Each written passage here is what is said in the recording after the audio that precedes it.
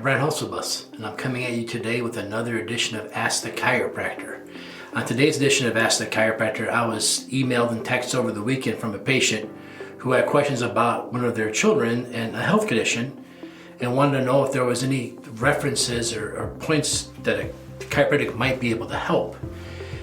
So I always tell you, if you have a question about chiropractic, ask the chiropractor. Don't ask somebody else, ask the expert, the chiropractor.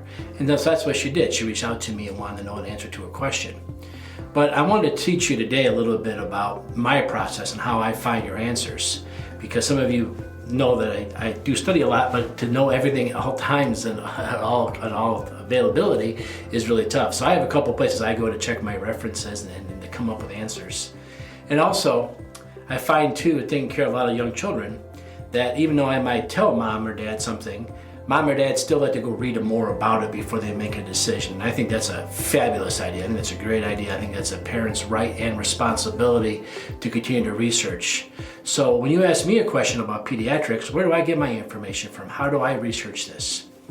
Well, let me start off first by taking a little poke at those insurance companies, because the insurance companies often do not cover chiropractic care for children simply because they say there's no research on it. And that is the most crazy statement I have ever heard. The absolute craziest statement by all time is that there is no research on children's care for chiropractic. And I say that because there are multiple different programs to get your certification in taking care of newborns, pregnancies, and pediatrics in chiropractic. And the one thing they all have in common is that at the end of it, either you have to participate in a research project, you have to present a research paper, or you have to get published in a research journal in order to get your certification.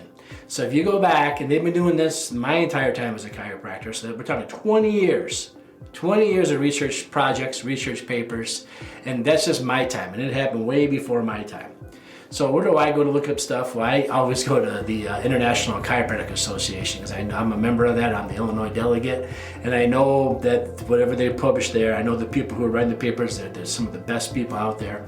So if you go to chiropractic.org, otherwise you can go to icapediatrics.com, and there you'll find the JCCP, the Journal of Chiropractic Pediatrics. Just amazing research and information put in there from what we see in the clinic, what they've seen with the office. Like, okay, a child comes in, this is the complaint, this is the levels that we found that need to get adjusted, this is what we suppose is going to happen after chiropractic care, and this is what does happen. Now, there are not double-blind random controlled studies in chiropractic because it doesn't work. You can't do a double-blind random controlled study in chiropractic because we're not medicine. Double-blind random controlled studies work for medicine and medicine only. I'll give you an example. A double-blind random control study for heart replacement. You give one person a real heart, you give one person a fake heart and see who lives. You don't do that. That's not how chiropractic research is done.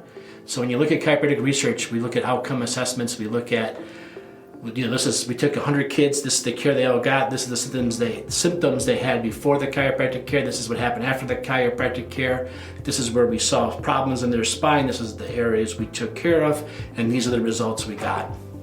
And we're able to replicate this time after time after time again. That's how chiropractic research is performed. That's how chiropractic research is done.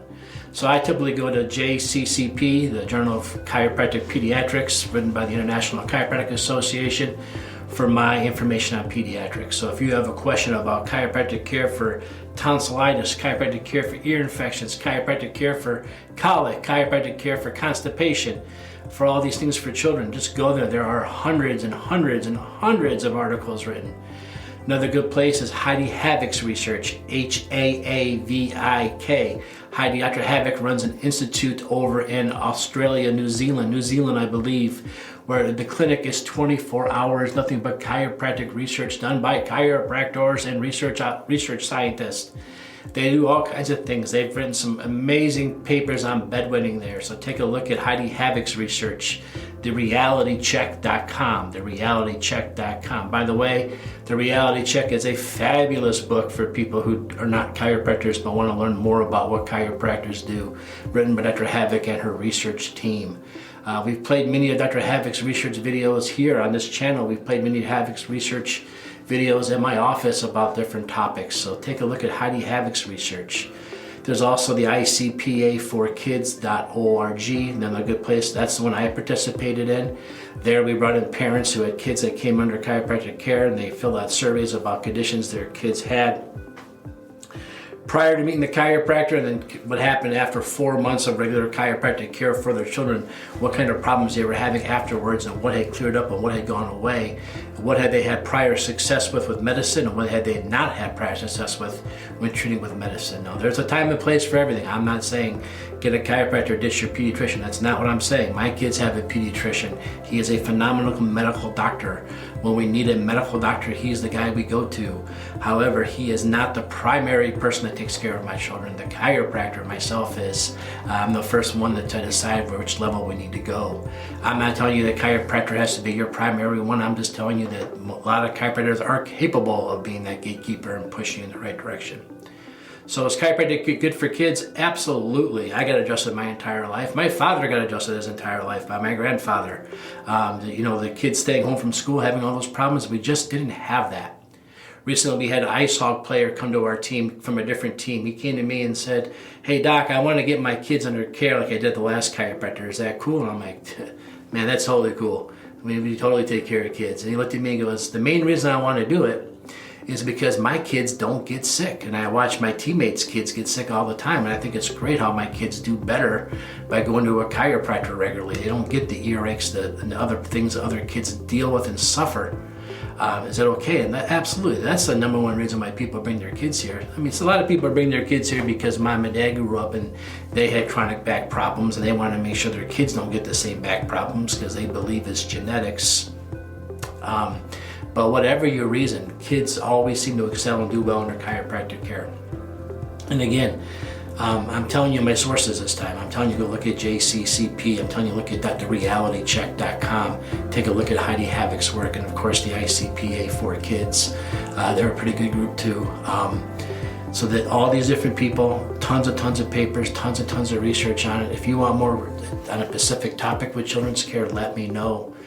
Another thing I tell all the new moms, and I say moms, let's be honest, right? To new moms and dads out there, right? But to tell all the new moms, if you ever go to the pediatrician tells you something doesn't make sense or doesn't feel right, to you as mom, come see me afterwards. I might have a different answer. I had one little guy come in and mom took him to the pediatrician, said he hadn't had a bowel movement in 5 days. And the pediatrician said, "That can happen." Well, I don't think that can happen. We put him right in the sides, we adjusted his little hips, and he had 8 dirty diapers that night. And again, tons of papers on this, tons of research on this. Even my own kids, when they were in the NICU, my kids never did good with dairy as newborns, and my twins were born prematurely, and we left them at the NICU, and even though I told them no dairy, they gave them dairy, and they got backed up. And I remember going to pick up my wife, and I put the one on her side and I adjusted her hips. I go, "Let's go get lunch real quick," because I knew what was going to happen. I adjusted her hips and we went and got lunch, and we came back and she had destroyed her her little isolette where they keep the newborns in with the bowel movement. And I knew that was going to happen, so I thought we should get out of there before it does, because we didn't make this mess.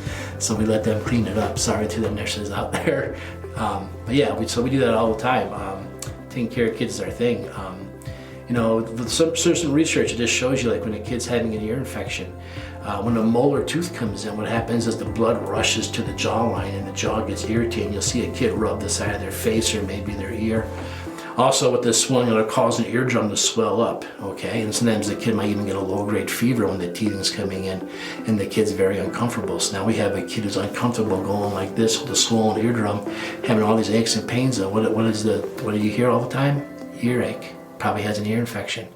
Well, maybe they have a tooth coming in. So those are the kind of little things we talk about and areas we look at. And again, we back it all up with this research and this papers after paper after paper. So be the responsible parent. Go to the website, look that stuff up.